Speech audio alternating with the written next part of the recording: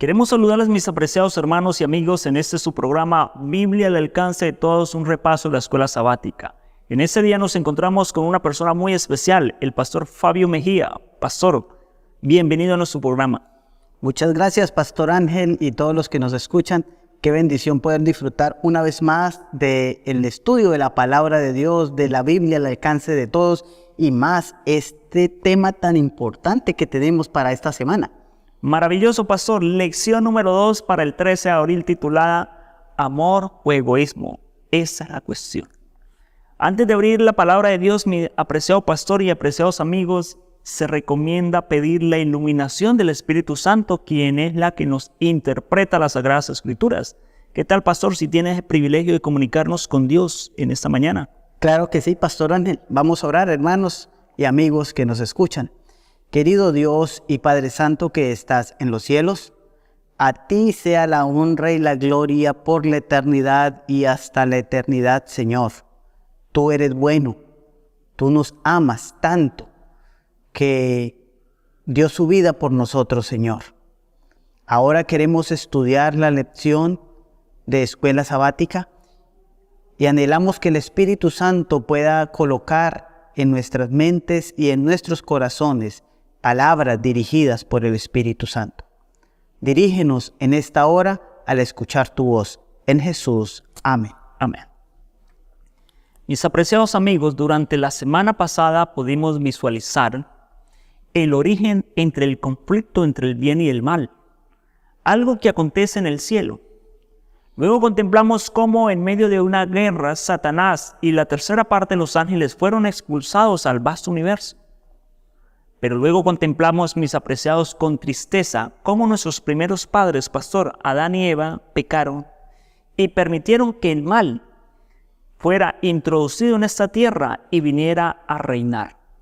Sin embargo, también contemplamos cómo el amor de Dios tenía un plan creado desde antes de la creación del universo, plan que presenta el amor de Dios por la humanidad, por la raza caída. Ahora, pastor, avanzaremos 4000 años en la historia del tiempo y nos ubicaremos en el año 33 después de la era cristiana. Ahí estamos, la última semana de la vida de Jesús en esta tierra. Se iba a celebrar una fiesta muy especial, de las 3 fiestas que celebraban los judíos nacionales: la fiesta de la Pascua, o Pechá, la fiesta de los tabernáculos, o Sucot, y la fiesta del Pentecostés. Ahora, mis apreciados amigos, Jesús se encontraba en las laderas del Monte de los Olivos. Y yo quisiera, pastor, imaginarme lo siguiente. Vamos a imaginarnos que tú eres un pastor beduino, que te encuentras pastoreando algunas ovejas cerca del Monte de los Olivos. De pronto escuchas una voz, y esa voz es una voz conocida, es la voz de Jesús. El panorama era un panorama sombrío, era un panorama oscuro, era un panorama terrible. Pues las palabras de Jesús conectaban la destrucción de la santa ciudad de Jerusalén con eventos acerca del fin del tiempo y del regreso de Cristo. Anonadados los discípulos escuchaban, mientras también el pastor escuchaba dicho discurso.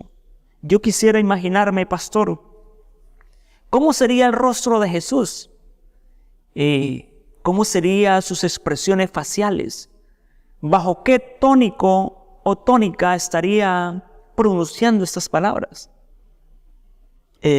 Pastor Ángel, usted me lleva a pensar, a meditar, y es específicamente la lección del domingo, donde le colocan como título Un Salvador con el corazón roto. Y estaba pensando yo acá, mientras usted hablaba toda esta escena, me imaginé a Jesús. Yo no sé si alguna vez usted ha ido a salvar a alguien que te rechazó. Alguien se está muriendo. Quizás se está ahogando o cualquier situación y usted puede salvarlo y no te recibe. Y entonces precisamente es lo que sucede y donde nos involucra la lección del domingo, porque nos dice claramente, mientras Jesús estaba sentado en el Monte de los Olivos, que es lo que usted dice, estaba sentado allí, con vista a la ciudad de Jerusalén, su corazón estaba destrozado. El Evangelio de Juan dice, vino a los suyos y los suyos no le recibieron. Tremendo, tremendo, es muy duro, es muy duro. Es posible que usted vaya a salvar a alguien, pero que usted no lo ame.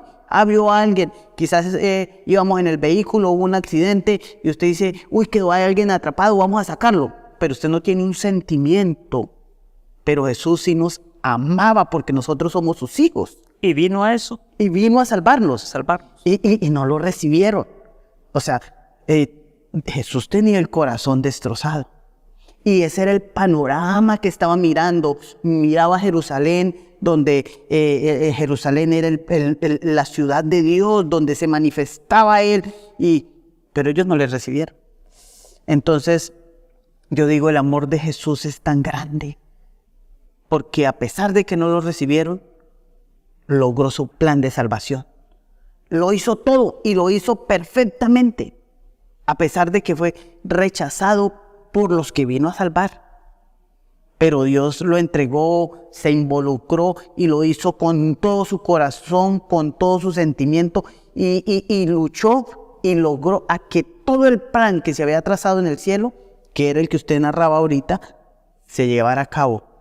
Y hoy estamos felices de que Dios haya ganado la victoria y por ello tenemos esperanza. Ahora, pastor, yo me imagino lo siguiente. Jerusalén es un lugar especial, porque Jerusalén fue la ciudad que conquistó David, donde hizo capital del reino de Israel. Pero ese lugar también es importante porque en ese lugar fue donde Abraham ofreció a Isaac y el ángel lo salvó. Sí. Fue el mismo lugar donde una escalera percibió a Jacob, que unía el cielo con la tierra y ángeles subían y descendían. Es el mismo lugar donde Salomón construyó un templo, donde la gloria de Dios se hizo presente. Fue el mismo lugar donde Dios prometió en medio de las profecías mesiánicas a Israel que el reino de Dios permanecería para siempre. Amén. Pero como usted lo acaba de decir, pastor, el pueblo lo rechazó. Y yo pienso, pastor, ¿cómo será en el futuro? ¿Qué estará aconteciendo en este presente? Pastor Ángel, precisamente es la triste historia, porque estamos viviendo con un mundo convulsionado, destrozado, muerte, enfermedad, pero la gente no quiere buscar de Dios. Hay escasez en búsqueda de Dios. Estamos todavía más inclinados a las cosas terrenas, a las búsquedas de otras cosas u otras direcciones, más que una búsqueda. No es ajeno. Si usted va a nuestras iglesias, a veces la asistencia ha menguado. No es igual que antes. Ese amor tan fuerte que deberíamos de tener y por ese acercamiento a Dios no es lo que debiera ser. Perfecto, pastor. Ahora, yo quiero, mis apreciados hermanos, decirles que Jesús no utilizó su divinidad para su beneficio propio. Mientras Jesús estuvo en la tierra, su divinidad fue utilizada para el bien de la humanidad. Tanto para levantar a Lázaro, como para dar vista al ciego, como para levantar al paralítico. Pero la última semana Jesús utilizó su divinidad para visualizar el futuro. Algo muy interesante. Y en ese futuro visualizó en la escena de Pedro a un Pedro negándole. Le debió haber dolido en el corazón. Pero también visualizó el futuro de Jerusalén y del fin de la historia de la humanidad. Pastor, nos gusta conocer el futuro cuando el futuro es bueno. Pero no siempre es así. Nos gusta conocer el futuro cuando de pronto en el futuro vas a tener una mejor casa, un mejor carro, tus hijos se van a graduar, van a ser felices. Pero a nadie les gustaría contemplar el futuro cuando uno de tus hijos tal vez va a morir en un accidente. A nadie le gustaría conocer el futuro si de pronto tus últimos días en la tierra vas a padecer un cáncer terminal y vas a sufrir durante mucho tiempo. Pues déjame decirle, pastor, que el sentimiento que sentía Jesús debió ser bien complicado. Porque él estaba visualizando un futuro. La santa ciudad, la amada de Dios, la que él cuidó, la niña de sus ojos, ahora la contemplaba en medio de la destrucción, en medio de una guerra, en medio de las muertes, en medio de, podríamos decir, del llanto de los niños, del llanto de las esposas, de los romanos traspasando el corazón de los judíos, y unos judíos sin haberle recibido y sin arrepentimiento. Avancemos al año 70 a lo que aconteció. Permítame y les ilustro un poco acerca de la historia. Por allá por el año 66 después de Cristo, del año 66 al año 73 vino el cerco de Jerusalén. Especialmente dos generales, Tito y Vespasiano, generales que en el futuro se convirtieron en emperadores, cercaron la ciudad. En abril del año 70 vino el primer cerco. Ese cerco destruyó la primera y la segunda de las 3 murallas. Pero fue en el año 70, pero en el mes de agosto, para ser exacto, un 30 de agosto, donde cayó la tercera muralla de Jerusalén y los romanos entraron a la ciudad. Los historiadores como Josefo dicen, pastor, que en esa época murieron cerca de 1 millón de judíos. La sangre corría como ríos caudalosos por medio de las calles. Los niños, como lo había dicho, clamaban, los ancianos lloraban, las mujeres de igual manera. La escena fue terrible, pastor. Era un cuadro terrible. Era un cuadro. Eso que usted presenta es un cuadro devastador. Y era lo que contemplaba Jesús. Ahora, pero apareció algo interesante, pastor, porque unos años antes, Cestio Galo había rodeado ya Jerusalén con las tropas romanas. Pero cuando la invasión parecía inminente, antes del año 66, de pronto Cestio Galo se retira, pastor, con las tropas romanas, y los judíos comienzan una persecución a los romanos. La ciudad de Jerusalén queda con puertas abiertas. Era el momento que el Señor había preparado para la salvación de su pueblo. Era el momento que el Señor había preparado para la salvación del remanente. Porque déjame decirle, pastor, que el Señor siempre tiene un plan para salvar a sus hijos. Y es perfecto, es perfecto. Y es donde nosotros muchas veces nos equivocamos porque nos afanamos.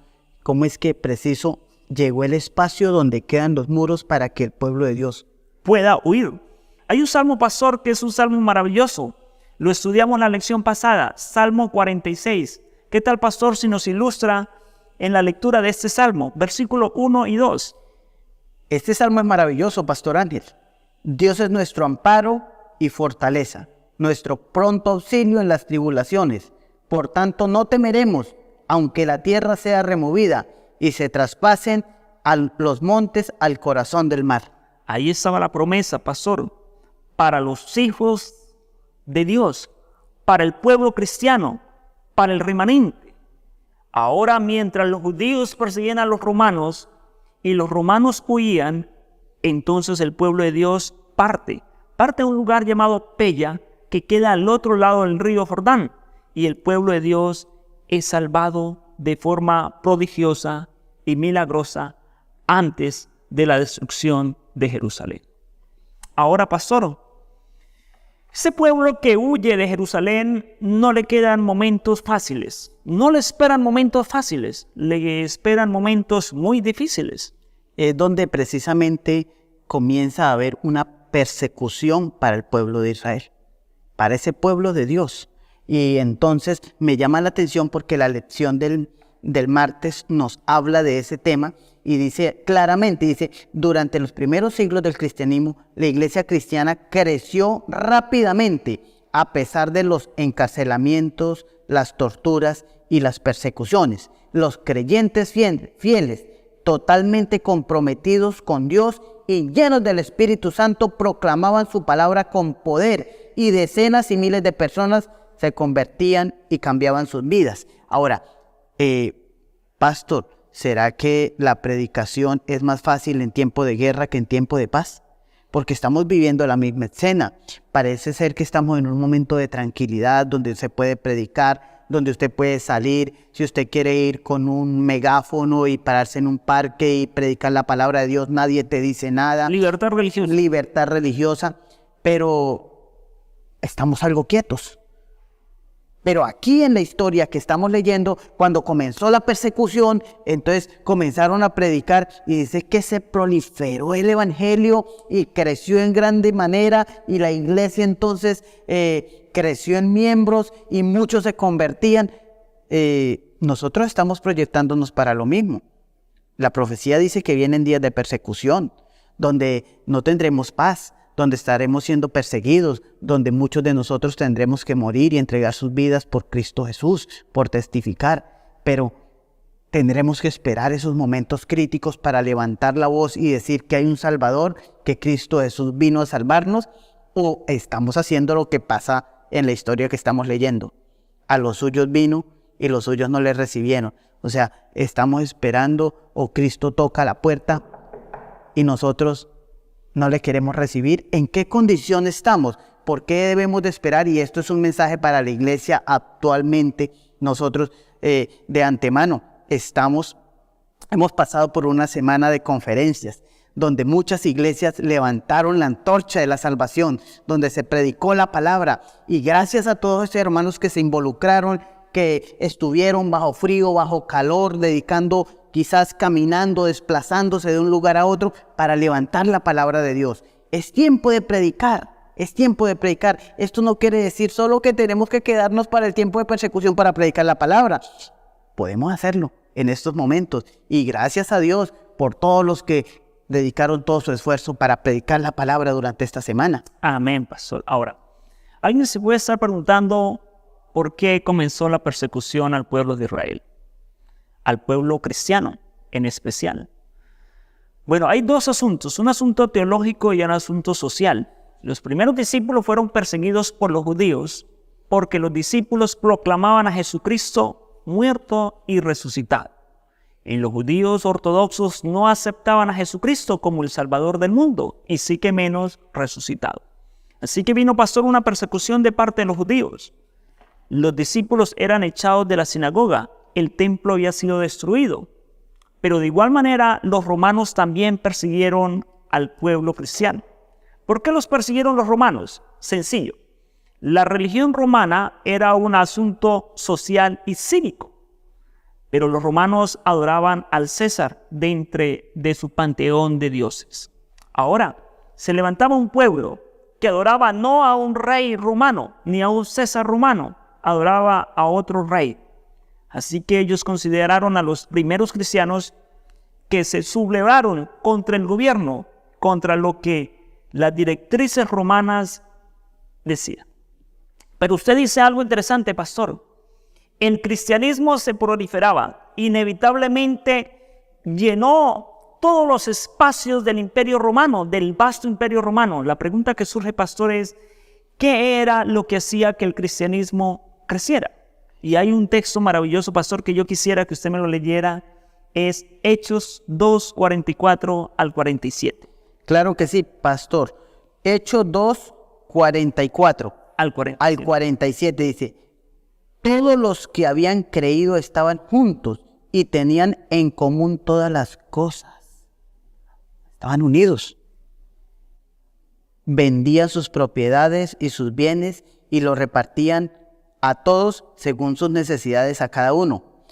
Perseveraban unánimemente cada día en el templo y participaban y partiendo el pan en las casas comían juntos con alegría y sencillez de corazón. Tremendo mensaje. Unidad. Unidad. Mateo 4:23 dice algo interesante del ministerio de Jesús. Pastor, dice: y Jesús recorría toda Galilea enseñando en las sinagogas, predicando el evangelio del reino y sanando toda enfermedad y dolencia de la gente.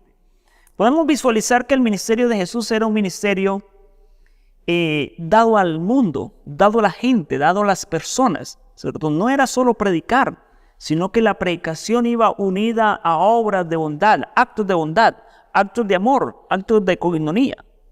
Entonces, mis apreciados hermanos, visualizamos un mundo romano donde cada uno iba por su propio lado. Era una selva donde sobrevivía el más fuerte. Ahora, pastor, se presenta un movimiento nuevo, una nueva opción para el mundo entero. Esa opción, como usted lo acaba de leer, es una opción diferente. ¿Por qué? Porque los hermanos vivían en comunión, porque todos los días los hermanos se reunían en las casas, porque partían el pan, porque había para la viuda, había para el huérfano, había una voz que alentaba al desalentado, un oído que prestaba atención a las historias de la gente. Había una coinonía, pastor. Eso era lo que hacía que la iglesia cristiana creciera. Ahora, pastor, ¿de dónde habían aprendido ellos? Es la pregunta. Ahora, he dado un ejemplo de Jesús. Eso fue lo que hizo Jesús, un ejemplo de amor para nosotros. Y por eso quisiera que me colaborara leyendo Primera de Juan 4:21. Primera de Juan capítulo 4, versículo 21, dice: y nosotros tenemos este mandamiento de Él, de Jesús: el que ama a Dios, ame también a su hermano. ¿Es un mandamiento de quién? De Jesús. De Jesús. Él nos lo enseñó. Si nosotros amamos a Dios, amamos también a ¿quiénes? A nuestros hermanos. El amor era la norma de las comunidades cristianas de los primeros siglos. La norma, amarse. Y era un mandamiento que Jesús había dado. O sea que el único método que se utilizó, que resalta la lección de esta semana, es que el método especial es que haya amor, unidad. Para que haya unidad tiene que haber amor. Pero si están divididos, si estamos discutiendo los dos, no podemos estar acá sentados para presentar un mensaje. Me hace acordar, pastor, de un texto de Jesús antes, ahí en el momento donde Él estaba intercediendo por sus discípulos antes de la crucifixión. Él dijo: en eso conoceréis que sois mis discípulos, Que se ama si se amáis los unos a otros. Entonces, hermanos, interesante. Aquí está la clave del evangelismo. ¿Queremos predicar al mundo? Amémonos como hermanos en la iglesia, como pueblo de Dios, todos unidos. No podemos estar divididos, no podemos estar peleando y criticándonos los unos a los otros. Lo que nos muestra es que si usted no tenía para comer, venga, come a mi casa. Era un ejemplo de amor que Dios había instaurado, un mandamiento que Dios había dado, y Dios trajo bendición para los primeros cristianos en esa dirección. Entonces, hermanos, qué interesante es. Yo no sé para quién esté hablando en esta hora.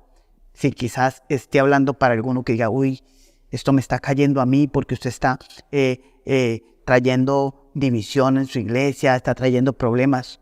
Hermano, órale a Dios y involúcrate en el plan evangelístico. ¿Y cuál es el plan evangelístico? Amémonos los unos a los otros. Esa es la mejor carta de predicación, que el vecindario ve y diga: oye, qué iglesia tan unida, cómo se aman, cómo luchan el uno por el otro. Y esa es la mejor carta de testificación y es el mejor evangelio que podemos predicar, porque fue el que Dios nos dejó. ¿O qué piensa usted, pastor Ángel? Total.